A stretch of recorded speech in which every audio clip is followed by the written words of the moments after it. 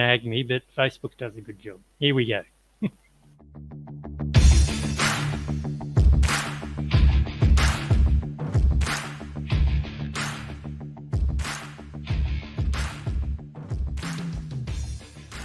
Why does your organization exist? Why do you get out of bed in the morning? And why should anyone care?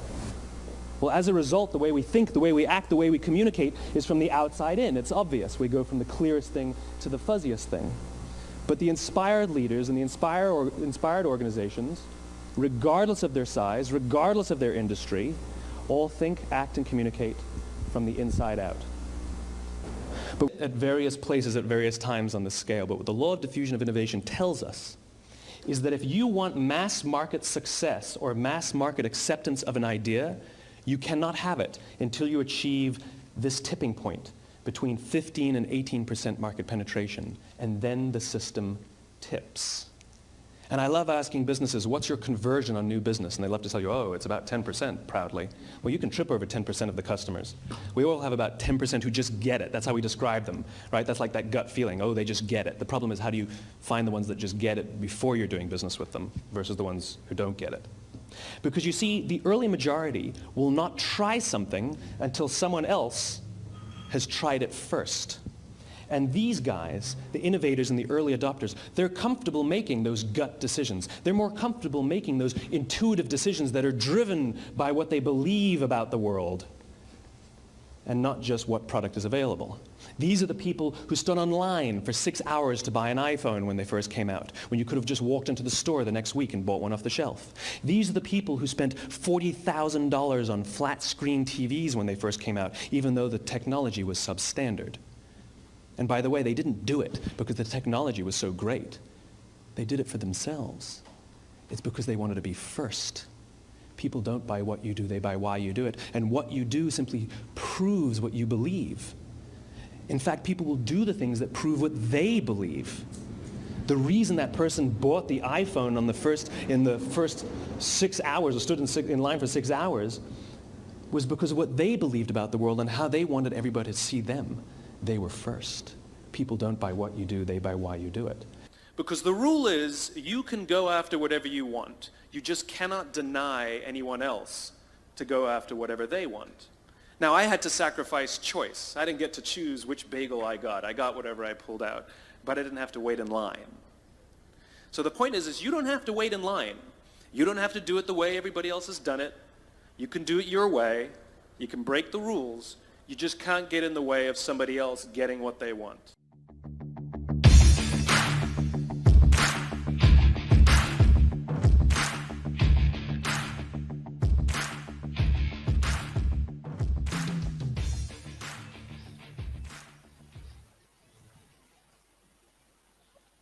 All right, and welcome to Business Class, number 7 in the interview series. And tonight I've got a friend of mine by the name of John Gardiner. Talk about someone that breaks the rules and does what he wants and doesn't stop other people from getting what they want. There's some brilliant quotes in there from Simon Sinek. And when I first met John, he didn't say he was looking for people to do business with. He actually said he's looking for leaders, and now I understand why. And so welcome, John, to Business Class, and I'll let you go through a bit of your history and all this sort of stuff, but we're looking forward to finding out some tips from your little book of business and how to sell, because I know that you do a wonderful job of that, and you're basically my go-to guy on how to do things. So welcome to Business Class. Hey, thanks, Brett, and thanks for inviting me along. And welcome to everyone else who's on the call. There's an old saying that 5% of people make things happen, 15% of people watch things happen, and 85% of or 80% of people say, "What happened?" You, because you're on this call, are part of the 5%. So congratulations. Thanks, mate. If I can give you a little bit of background about me, I had the normal sort of corporate career from the time I left school, although I spent 4 years as the lead singer of a rock band, and that gave me incredible ear problems, and I have them to this day, but it was worth it, believe you me. It was a great 4 years. I then started working for a shopping center company called Westfield, which is was one of the largest in the world. and spent 4 years with them in Brisbane and Melbourne, and then spent a few years in real estate. And then in the 80s, I got headhunted by the Lend-Lease Corporation. I tell you that because it was fantastic experience to be with those big companies. You just learn so much about what to do and, believe you me, what not to do. In 1984, I started my own retail leasing consultancy because that's what I'd been doing. And I only stopped that about 10 years ago. In 1993, so go up about 10 years, we decided to move from Brisbane to the Sunshine Coast in Queensland. And we bought this crappy old sunglass store called Bright Eye Sunglasses at Mooloolaba. And we were able to double its turnover, not by doing anything spectacular, by the way, but just by turning up and putting some stock in the shop. And we did that in about 8 months, and then we built another two, one at Kawara and one at Caloundra. And if you scrunch them all together, put those three shops, and believe you me, they were just holes in the wall, little 30 square metre shops. Between the three, we were turning over $1 million a year in sunglasses, which is $10,000 a square metre, which is pretty spectacular in retail terms. And we did that because we followed the system, which was the franchise system. This was a franchise. There were about 120 odd retail franchises of Bright Eyes in the time in Australia and New Zealand. But in the late 90s, I saw the internet coming, and I'd been on the internet since 1994. And I saw the internet coming, and I thought, whoa, this is trouble for retail. This really is. And so we sold the shops, and we got out of retail. I'm awfully glad I did. Believe you me, in the 90s, retail was fantastic. But now it's just, it's disaster. It's a crash and burn. Speaking of crashed and burned, I got seduced by the internet. Having said that it was going to kill retail, I thought, well, I'll jump on board. And I started 2 IT businesses. And that was a really interesting situation. But believe you me, I didn't have the mindset or the skill set to make it work. And we got out. And I've been in my current business for nearly 20 years. And it's something that I never thought I'd be in. And I wasn't a big fan of the model when I first joined or first looked at it. But I got to realize that when you're in business, if you're in a business that is in a competitive situation, you're butting heads with either some of the big boys or a lot of the people that who are your peers. When I got into the business I'm in now, which is the business with a company called New Skin, it became a cooperative. All right, we actually work with each other, which is kind of what Simon Sinek was talking about. So, by the way, while I was on the Sunshine Coast, I was lucky enough to be invited on the board of a high-performing school called Matthew Flinders Anglican College. Some of you on the call may be familiar with it. I was on the board for 12 years. I was deputy chairman for 2 years and chairman for 5 years. And during that time, during my time as chairman, we spent $28 million on the school. So I've had a bit of experience in large corporations, on the board of a fairly big corporation. It was about a $30 million turnover business, which was the school. And I've had 5 of my own businesses. So it's or 6 of my own businesses. So I've had a bit of a smattering of a fair bit. So I'm not just coming to you, talking to you from an inexperienced perspective. I've done a lot of things. All right. So Brett, if we can get to the PowerPoint and get to the first slide. I want to talk to you about this for a minute. Sorry, go on. This is something that's when I read your book, and I've seen the draft and believe that it's getting republished and that sort of thing. I was sitting there going, this all sounds very familiar to me. And that's probably because at the time that you're with Westfield, I was one of their youngest coffee shop owners. Right. So I probably knew all the people that you were talking to at the time who were telling me the same thing.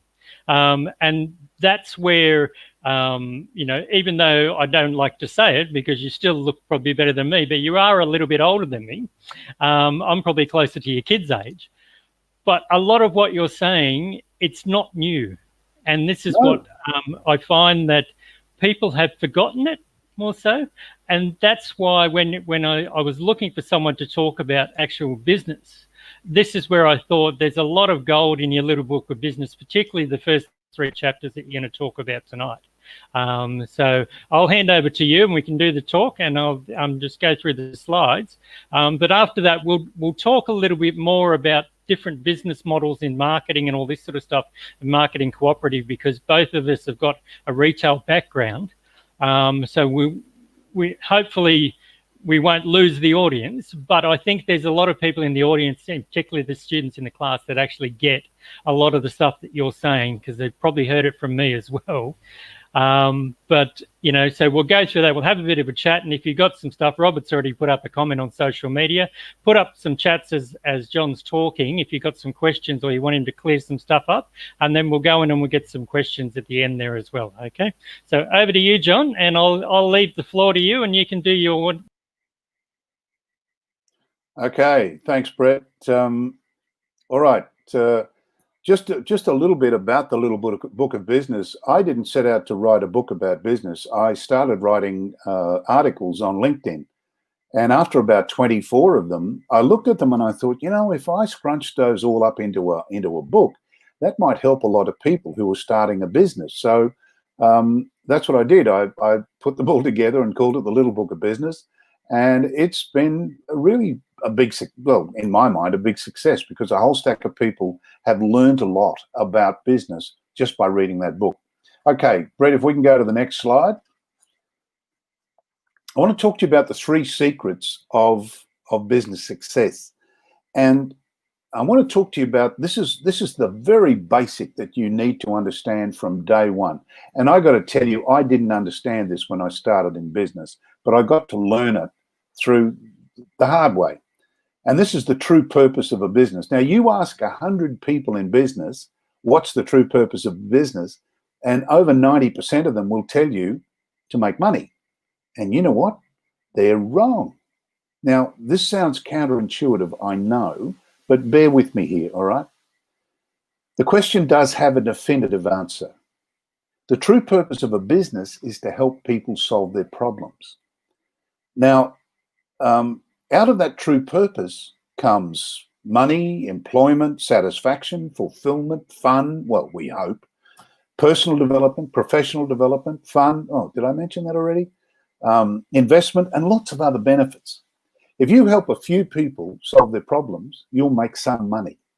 If you help thousands of people solve their problems, you'll make a lot of money. If you help millions of people, well, you know how it goes. If you go after the money, you might make some temporarily, but long term. People will do business with you if they know, like, and trust you. If they know, like, and trust you.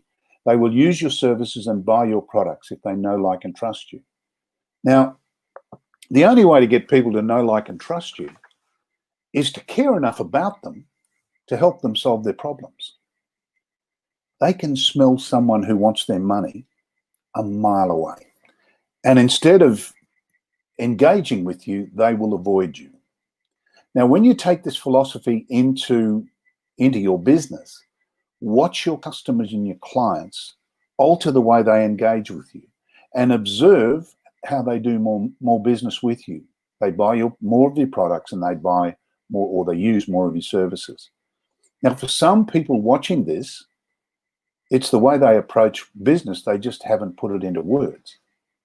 For others, this might be an epiphany, and it might change the way that they look at business. So understand the true purpose of a business.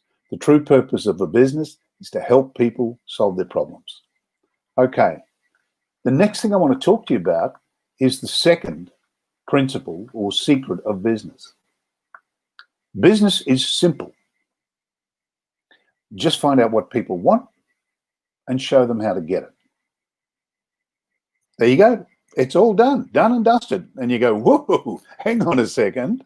If it was that easy, everyone would be a success. I didn't say it was easy. I said it was simple.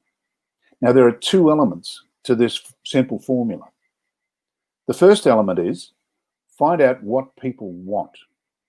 Now, there's a huge difference between what people want and what people need, but we're going to go into that in a minute, okay? Let's just say for the moment that the want is better. Now that you've established the want, whether it be a product or service, you can work out how to show them how to get it. Now, you could use any number of distribution models. The major models are retail, online with delivery or online with download, direct sales, which is kind of party plan, or television selling, etc., which they do on the network channels, on the home shopping channels. There's network marketing, or a combination of some or all of these models. Now, believe you me, getting it to the people is easier than finding out what they want. But one of the secrets to making money in business is to be aware of and use trends. Now, there are fads and there are trends. Trends are better because they last longer and usually have a broader appeal. Now, there are some differentiations that need to be created here. You'll want to pick a trend that is growing, not declining, okay? And preferably one in which the growth is explosive. Now, most of the bigger trends tend to be driven by demographics. For instance, a major trend for the baby boomers is anti-aging and wellness, which is the business that I'm in. But the boomers are also responsible for huge increases in the travel industry, online sales, mobile homes, superannuation, healthcare, and many more. Gen X, Gen Y, and the millennials are also driving their own trends. So which one do you go for? Well, a very wise man, a guy called Dale Beaumont, once said, if you own a restaurant, you'll want a hungry market with cash. In other words, make sure that when you pick or create a product or service, there is a hungry market. In other words, they want what you have and they have the money to purchase the product or service. Okay, so that's number two. You keep it simple. Find out what people want, show them how to get it. Very simple. Okay. The third one is the greatest trap in business. And this is, and believe you me, it costs a fortune for me to learn this business. And this is the difference between needs and wants. Now, from a philosophical point of view, there are two types of business markets. There are people who market products and services that people need, and there are people who market products and services that people want. Which one do you go for? Well, there'll be those who say both, and you could be right, but if you had to choose one, which one would you go for? Again, there is a definitive answer to this question, and that is if you want to be efficient, effective, and highly profitable. And I'm sure that's what you really want to happen in your business. Now, this is going to polarize a lot of people in the needs market, so be it. The path to choose is to market to those who want the product or service. They want the product or service. Don't need it, they want it. Why? Well, to put it simply, those who need something, a product or a service, have yet to make a decision to buy. Those who want something have already made a decision to buy. They're just looking for a seller, the right seller. So why would you choose the path of educating, convincing, or selling to someone who may or may not decide to buy? Why not just find out what people want and make that your business? Now, if you can combine that want with a huge trend, then the process becomes even easier and more profitable because there's momentum coming from the trend. Look, there's a lot of things that we need to do but don't want to, okay? We need to go to the dentist every 6 months and have a checkup. Do we want to? No.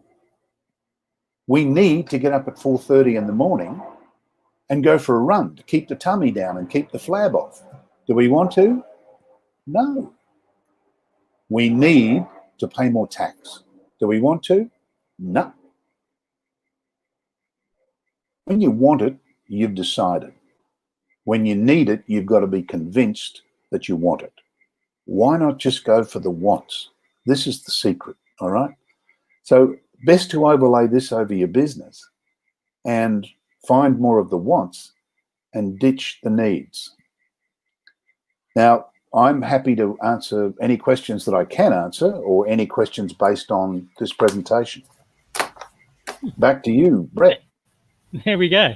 No, that's there's some lines in there as well, and this is one that the class is well aware of. Dal Beaumont, mainly through his other comment that I know that he does. There's two great comments that when I went there to his workshop. One of them, he said, "You're not in the business of what you do; you're in the business of marketing what you do." And that's where I say to the students, Omar, he was a dentist back home. So he understands people may not want to go to the dentist, but he said, I don't know any marketing. And I said to him, well, you've been a customer, so you've been marketed too. And what I'm saying to a lot of the students is that the easiest business for you to market is a business that you're a customer of. And that's because you want to be that, you want to learn it, you want to use the products. And I think that's, if you're going to get a job and you need to get a job, why not get a job with a place that you've actually got an interest in? And this is where you and I would have seen in retail. If someone comes and says, do you want a job? Then you're like, well, give me a resume. If someone comes along and says, wow, I really like your coffee, this sort of thing, can you tell, I'm doing a marketing project for this course that I'm doing, Certificate for in Marketing. Can I just ask you, what's the most popular products that you have here and all this sort of thing? And you start talking to them. And this is what I've said to some of my students. They've actually gone out and they've done a research project on the business. And I said, ask them if they've got any jobs going or something like that. And there's a couple of students who've got jobs as like a supervisor in there as well, because they want to work there, and that's what gets them the job. So I guess it's something that a lot of them, they want to sell products, but then it comes into how do you find out, or how do you learn how to do that? And one of the talks you did with my class, there was a guy that wanted to be a sales manager. And he sort of looked at you and he said, oh, so what advice have you got for me? I want to be a sales manager. And you said, well, do you know how to sell? And he just looked at you and he said, well, if you want to be a sales manager, you need to go out and learn how to sell. Because you need to be, if you're going to be managing other people, you need to know what they do. So you've spoken about your business and all this sort of thing, and a lot of the barriers. What are some of the common barriers to traditional entry into retail?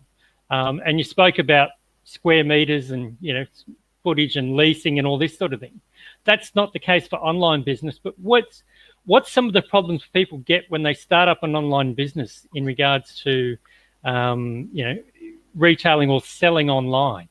And do you have any solutions for that? I guess. Look, Brett.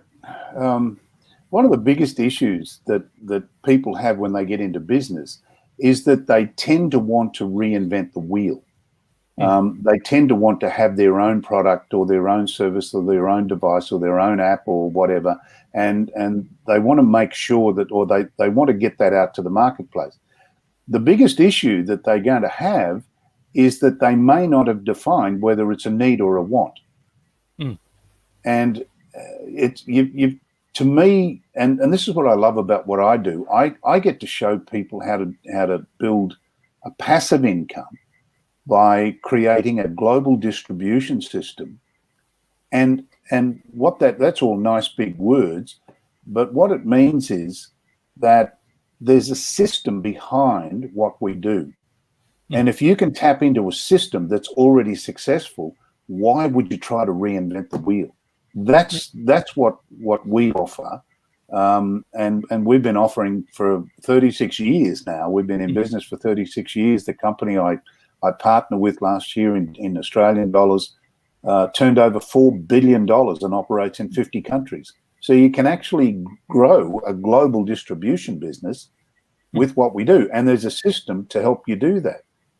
And from an online basis, there's this huge amount of, I was telling you the other day, huge amount of video footage that teaches you exactly what to do. I mean, it doesn't get any simpler than that, really.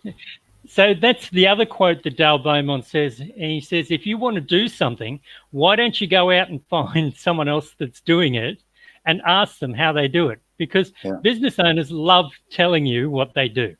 Because the successful one, they love it, they're proud of it, this sort of thing.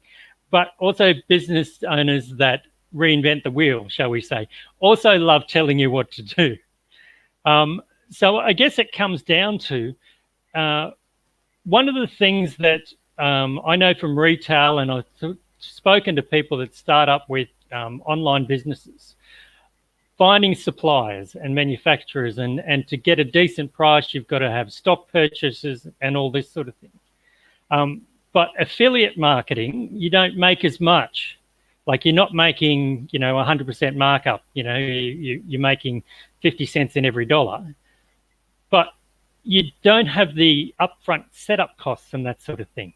So it's basically, when I was talking to you, you said to me, I said, so what does it cost to join? What does it cost me to get a look at this system? And you said, nothing. Zero. How much stuff do I have to purchase? Again, what was the answer? Well, you don't have to purchase anything, but if you want to do the business, you've got to start with some product, because otherwise, how can you talk about it? Well, that's right. So you can get in there and you can have a look at all the marketing you need, products that sell. They teach you how to sell the products. You can go in there and you can do this without having to spend a cent, basically. Yep. And all you have to do is buy the products that you're interested in, because that's how you're going to go out and you're going to talk to friends. Now, you're not going to talk to your family or your friends. Well, you are. But where are they going to find the customers more likely? And what have you found recently, particularly with COVID-19? Because you do a lot of networking face-to-face and all this sort of stuff. But that's where you're looking for leaders in your business, people to teach other people how to do it. But where have you been finding customers, say, in the last 6 months since COVID-19? Just by talking to people, Brett. Everybody's got some sort of issue that they'd like to address. I was talking to a lady the other day about she had some skin issues. And the question that I always ask is, she was telling me about these wrinkles and crow's feet and all that sort of stuff. And I said, well, look, would you like to do something about it? And she said, well, yeah. Now, that's somebody who wants. Now, we've got to make a bit of a differentiation here too. When you go to Bunnings to buy a drill bit, you don't want a drill bit. You want a hole.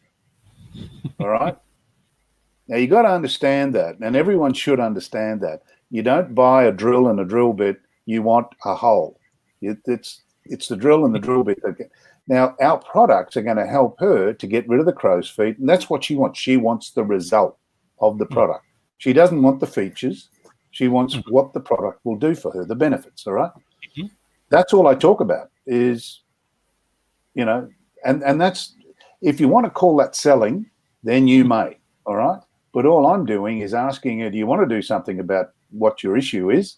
And if you've got like you've got a sore back, or you've got, you lose energy or whatever, would you like to do something about it? If they say no, I love these wrinkles, and I can store food in the deep ones, well, then that's great.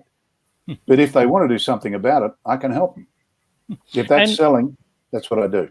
Well, this is the other issue that I find when people start selling online. What do they sell?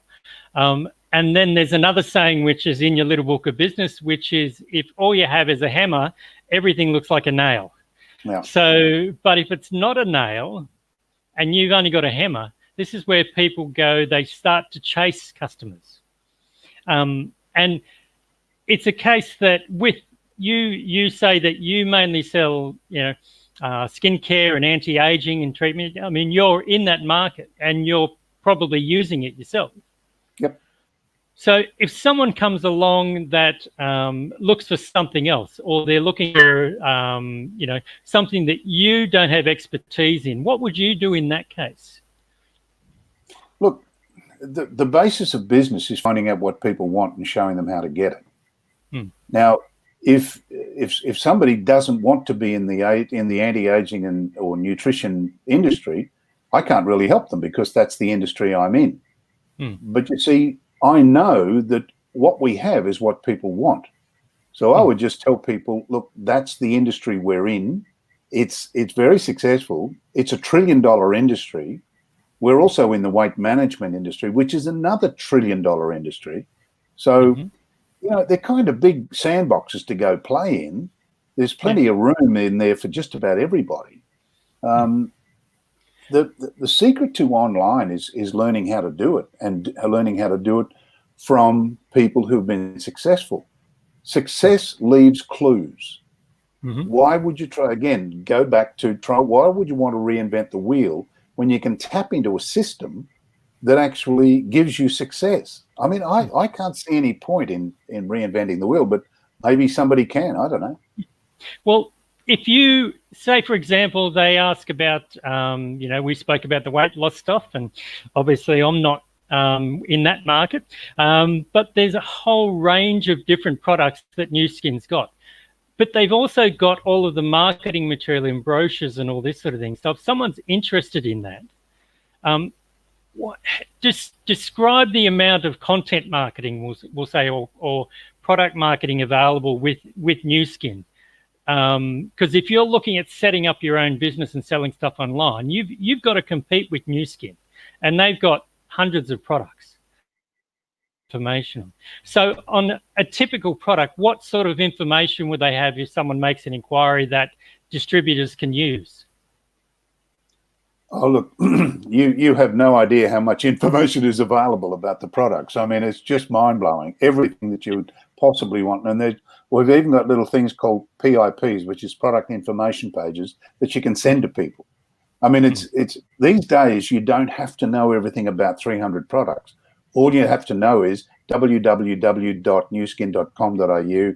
Go there. That's all you need to know. So you don't need to know everything about the products. What you need to know is how to get the information of the content about the products to the person. Now that's done by, you know, I do it per person, and I go looking for leaders person to person. But there are people in our industry who have, for the last 3 or 4 years, been making small fortunes. And I'm talking about 18-year-old girls, 35-year-old, you know, women with 2 kids, et cetera, who are making fortunes online using Facebook, Instagram, Twitter, et cetera, and to a lesser degree, LinkedIn. Now, this all started by a little girl in the north of England who had a baby, or a little toddler, 2 years old, and she didn't want to go back to work. And what she did was she started selling toothpaste, of all things, online. But you know what she found out is that most people want whiter teeth. This is the hole, not the drill, all right? The toothpaste is the drill, but they want whiter teeth. Now, she went out, she took a photo of her teeth, used this toothpaste for a couple of weeks, took another photo. There was a remarkable difference between the two. And she just put it online and said, this is the results I'm getting from this toothpaste. If you'd like some, private message me. Well, you know what? A whole stack of people did. And then a few leaders came along and said, we want to do what you're doing. Are you making any money? And she said, well, yeah, I am. Now, that little girl went, within about 17 months, went from zero to around about $50,000 a month in income. And all she did was she used the power of Facebook and the system of Nu Skin. She combined the two. It was like they were meant to be, all right? Because Facebook is basically how our business works. I know 200 people. Those 200 people know 200 people. That's 40,000 people. Those 40,000 people know 200 people. That's 8 million people. And we're only down 3 degrees of separation. It's the power of this thing is mind-blowing. The power of Facebook is mind-blowing. But the power of being able to get that content into the hands or into the minds of millions of people is mind-blowing. I'm staggered by the whole thing. Yeah, and it's something that I think back in the days where I had the coffee shop, or before I owned my own business, I think I was 19 when I got signed up with Mway, which is, you know, a multi-level marketing business that a lot of people know. But it's not the people that are doing the right thing or doing well in the business that is what gives multi-level marketing companies a bad name, is it? And this is where I talk to people in coffee shops, and they say, "Oh, have you got any advice?" And I say, "Oh, well, you know, this is what we used to do this and we used to do this," and they go, yeah, that's great, but here's what I'm going to do. Yeah. And I just sort of sit there and go, but I know that doesn't. Oh yeah, no, but this is what I'm going to do. Is that something that you find when people come into their business? They're the early adopters, like Simon Sinek said. They just want to be the first in their bunch of friends. They're not actually the people that are going to be users or customers of Nu Skin. You know, you're sort of looking for the early majority who they're the 34% of the population in the early majority are the ones that say, look, I just need something that works. So, you know, they want a whole. Yeah, they want the whole. I need and want the whole. Or they need a hole, but I want a big hole like this. Yeah. Okay, so how do I get that? And I guess it comes down to, you know, identifying, you know, we've got a question at what point where customers want something so bad that it actually becomes a need. Well, it's kind of an addiction, which if you see our house, there's about 200 bromeliads in the backyard.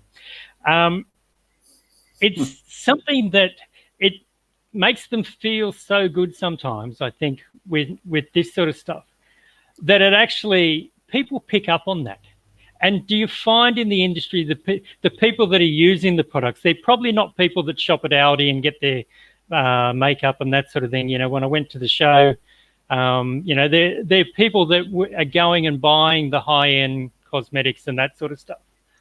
They're getting the Nu Skin stuff cheaper, but they're also saying, look, if it's not as good, it's better.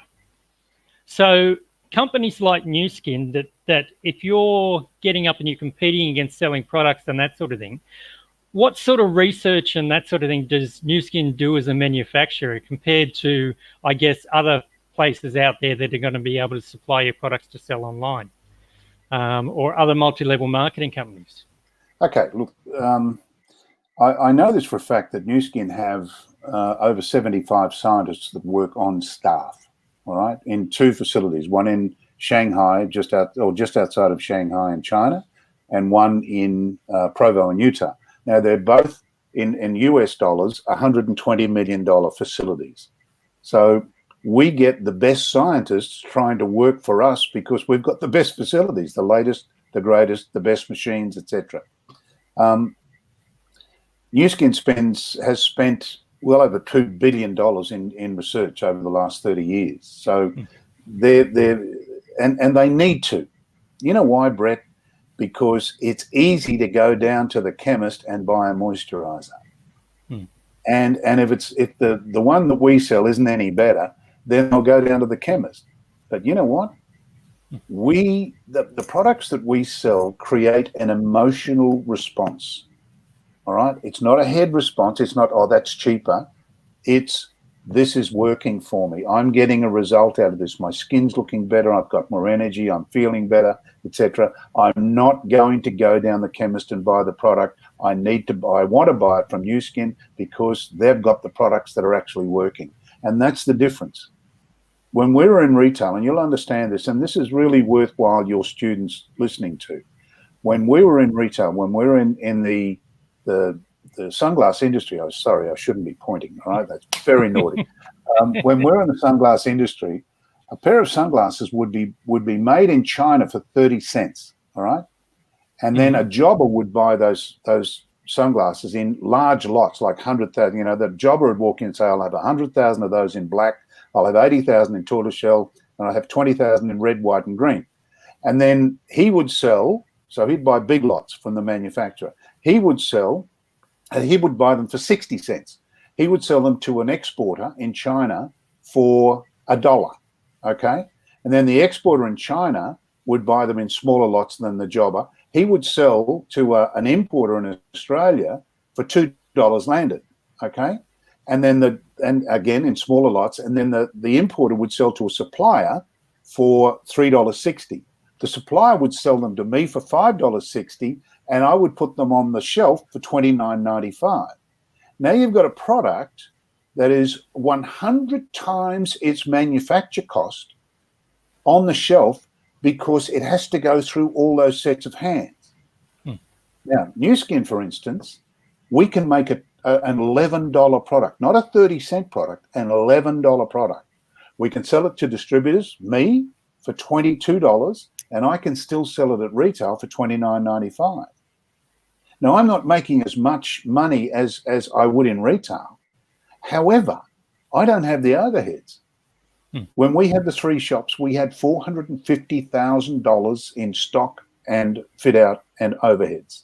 And it cost us $100,000 a year in rent and $230,000 a year in wages, plus all the other on costs. Now, they are the realities of buying a shop or doing business in the traditional way. When you do it online, and especially with a network marketing company, you've got all of this expertise. And you raised an interesting point before, that our industry, I'm sorry, that's just keeps poking.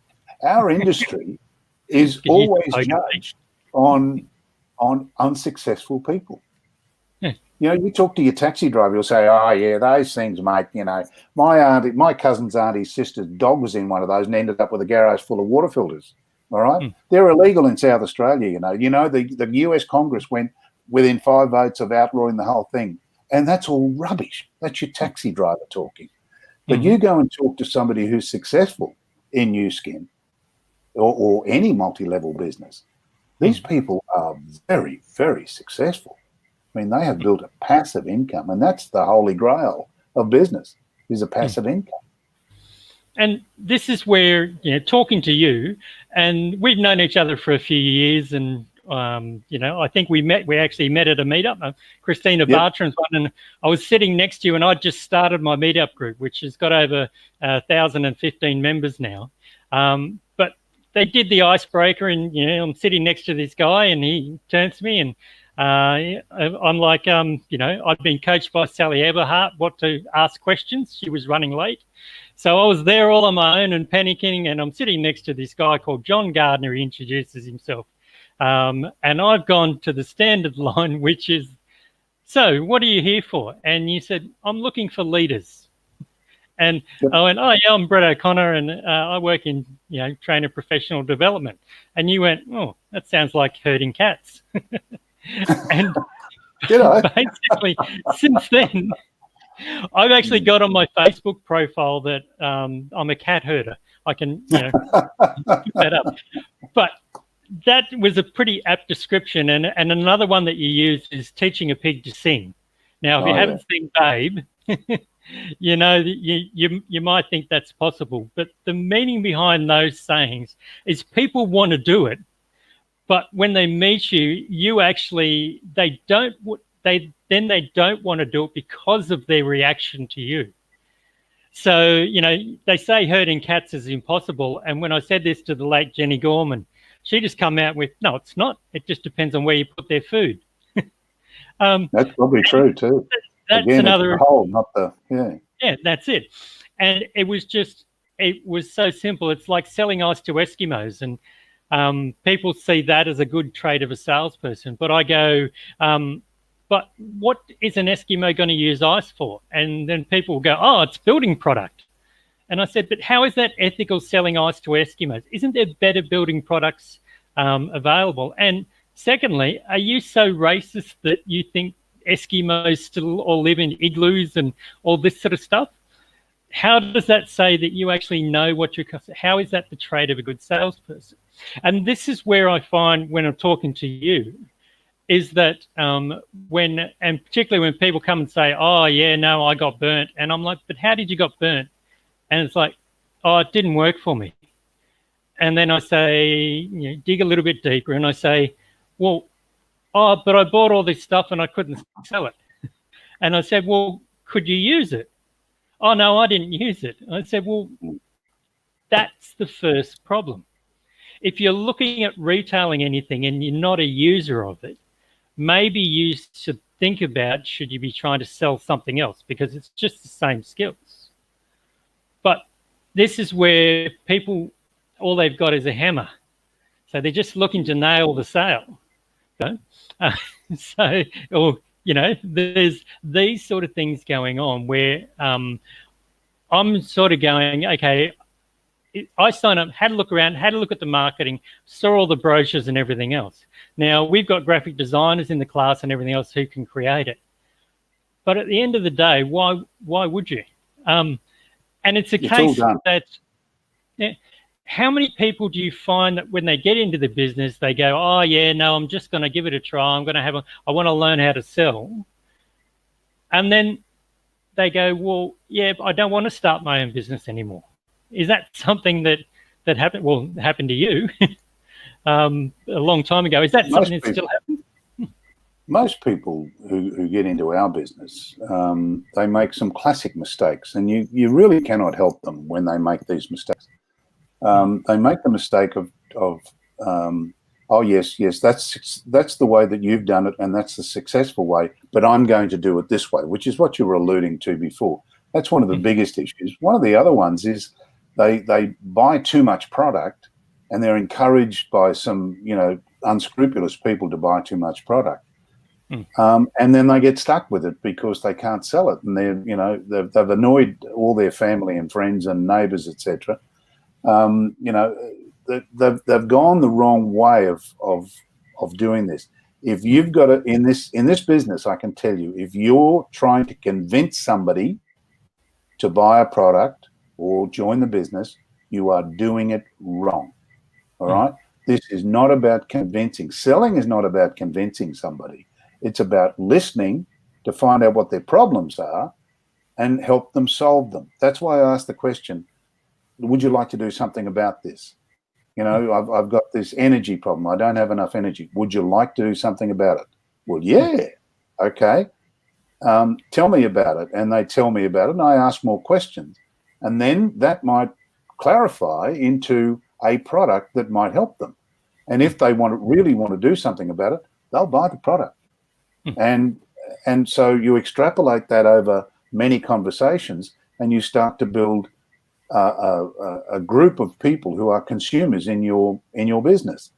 And then every now and again, you'll find somebody who wants to do what you're doing, and you start to help them to build their business, their group, and then they have people joining them who want to do their, the business, et cetera, et cetera.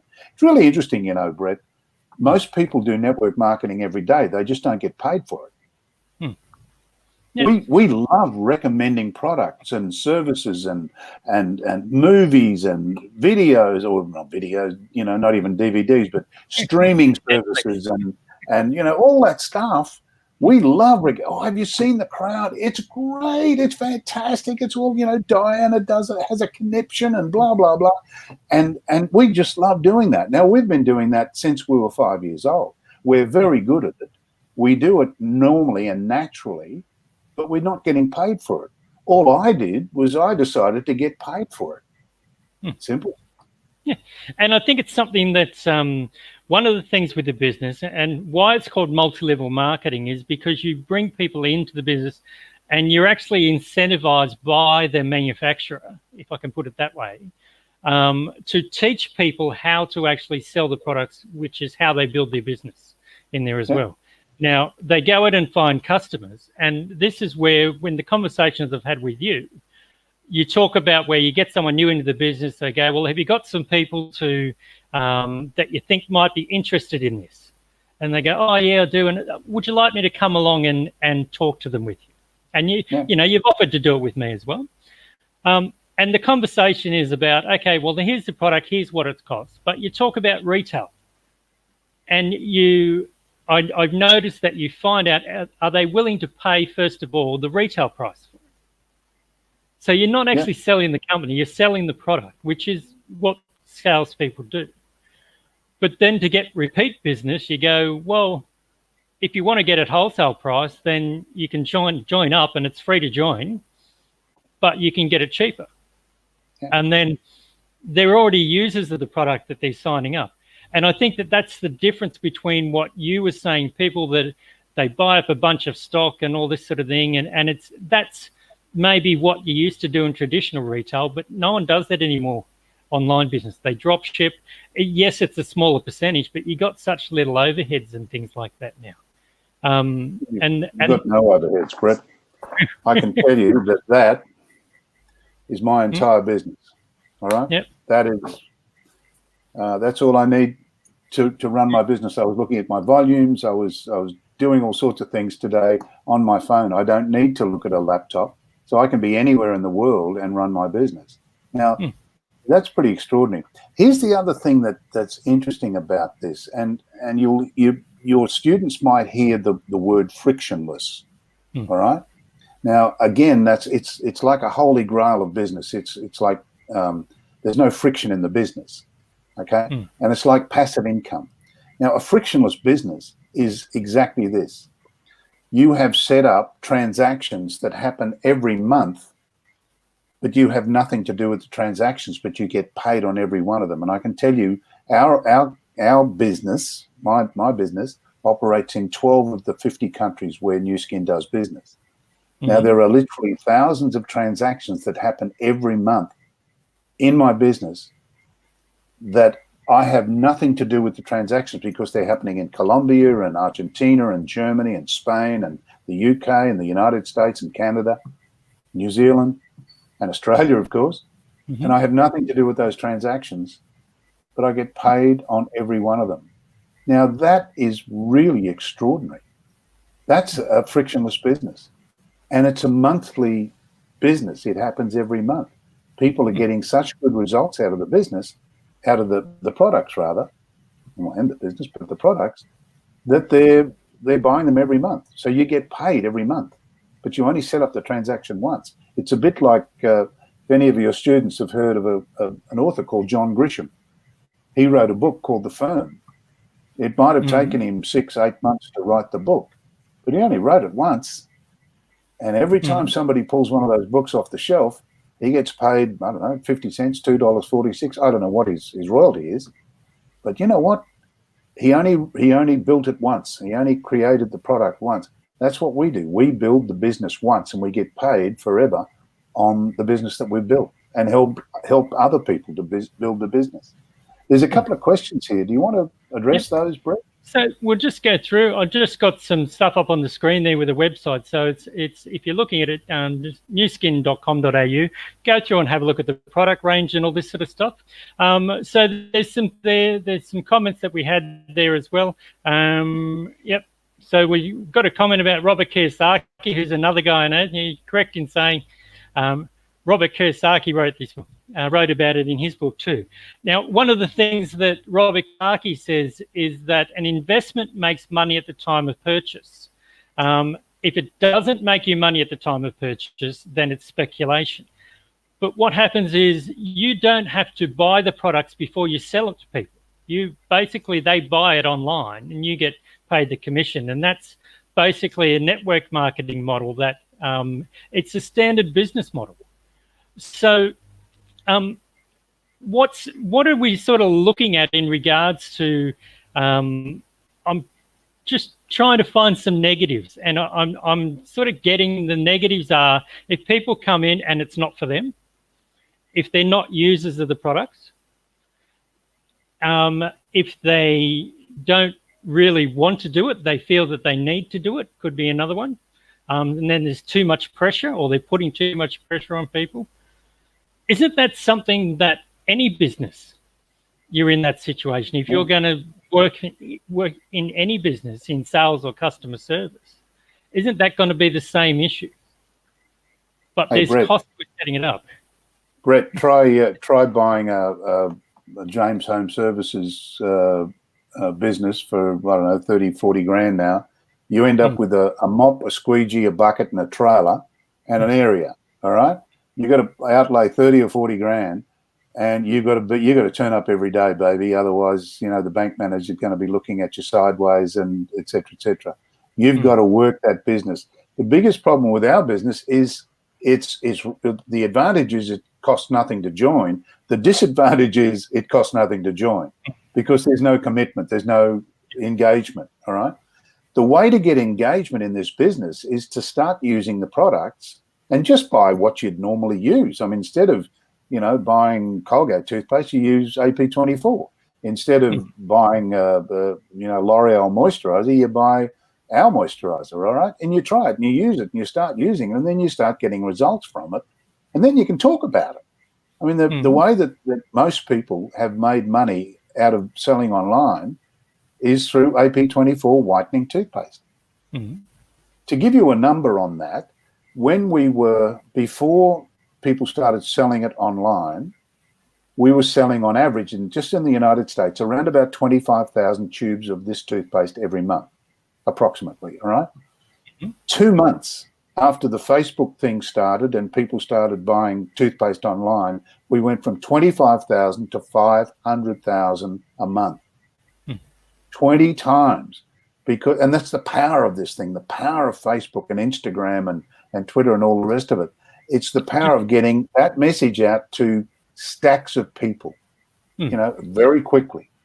And just finding it. And I think that's something by the way, Brett, just to finish that, when people engage in this and they start selling online, they get paid daily. Yahoo! You do some business online and you get the product shipped out to the customer. The next day you get paid. So you don't have to wait till the end of the month or something like that. No. As soon as that transaction happens, that gets posted to your account. The next day that money goes into your account. So you can, if you get a power bill or something for $240, you go out there and sell a few tubes of toothpaste and, not a few, but, maybe 20 or 30 tubes of toothpaste over on Facebook, which is not that difficult. There's your $240. Thank you for coming. Yeah. Well, I think there's something that with a lot of the international students, they're all, a lot of them do Uber and all this sort of stuff, which is a similar sort of thing. I think you can cash it out the next day, and that's why a lot of them do it. But what I might suggest, if you're interested in this, if the students want to join up and have a go and at least get in there, sign up and look for it, how about we set up a group with the class or with the students? And I tried to do it with the interns where I was getting them work and everything. But what I found was that a lot of the students have already got the skills to do this. They just don't have the products to sell. So let's set up I guess a new skin business for the class and see if we can get the students making some money. Now, would you be willing to teach them how to find the customers and all this sort of thing? Absolutely. I know the answer to it. I would that's say what that we do. My job is to help people to either look better, feel better, make more money, or get better at being themselves. And all of those things happen when they join our business. And it sounds too good to be true, but it's not. Yeah. Well, it's something that if you do an affiliate marketing deal, you get the commission. But in this case, with your company, if you bring people in, you get less of a commission, but that's a reward for you getting other people in and teaching other people to do what you do. The company still pays you if they build their business and sales too. So that's how you get the residual income. That's something that other businesses don't do, like other suppliers don't do. So that's sort of where I'm thinking that, okay, we've got a bunch of students in the class. When we go back into the Zoom room, I'll put up some links for the new skin. We'll see if they want to sign up. From marketing students' perspective, I'd like them to have a look at all of the marketing material and their graphic designers and all this stuff. They might come back to you, John, and say, you've sent through some PowerPoints and things for me to redo. These guys have got a lot more skill than me. They're professional graphic designers and all this sort of stuff. Video producers, these sort of things. So the stuff that you see New Skin producing, I would like to see these guys producing it and then using that to get work in the marketing industry through other businesses and all this sort of thing. But they need to have products to sell. And if I'm going to teach them as part of the marketing course, why don't we get them making money for the product? Why not? Yeah. So they're doing businesses at the moment. They've got to do a marketing plan for a coffee shop. And this is where you and I would go, okay, this seems a bit simple. And they use a simulated business. But what I would like to do is actually get them to sign up, instead of using a simulated business, use New Skin and get them to do their assessments. And maybe they'll be able to go and find some customers and get some sales in the process while they're studying as part of their course. So, you and I will have a chat with that, and we'll work on that there as well. I'll have a chat to the students, and we'll look at how we get them signed up. If you're looking to contact John and you're watching this, and even if you want to be part of this program, if you're watching on YouTube, we call it business class. We want to send it out there. If you want to learn how to sell and sell the New Skin products, John can help you with that. There's a whole lot of training and marketing and resources that you can, like Dale Beaumont says, if you want to do something, which in this case, the whole is they want to learn how to sell, okay? But they need to get the drill. And New Skin's got the drills, and it's got the choices of the drills that they can make a hole with and go from there. So, okay. But let's make some money on the way, Brett. That's a great idea. I love it. It's terrific. I can tell by the smile on your face that you're already seeing the dollar signs going off. No, I'm not. I really am not. What I'm really thinking about is that there might be a half a dozen young people, or maybe more, who could actually learn an extraordinary business model by doing it, and that's what we do. We, as Jean-Paul Sartre said, "To be is to do." And John Mills said, "To do is to be." And Fred Flintstone said, "Yabba dabba do." And Frank Sinatra said, "Doobie doobie do." But what we do is it used to be do, have. But we've flipped it around a bit, and we have do, be, have. We teach people how to do what we do.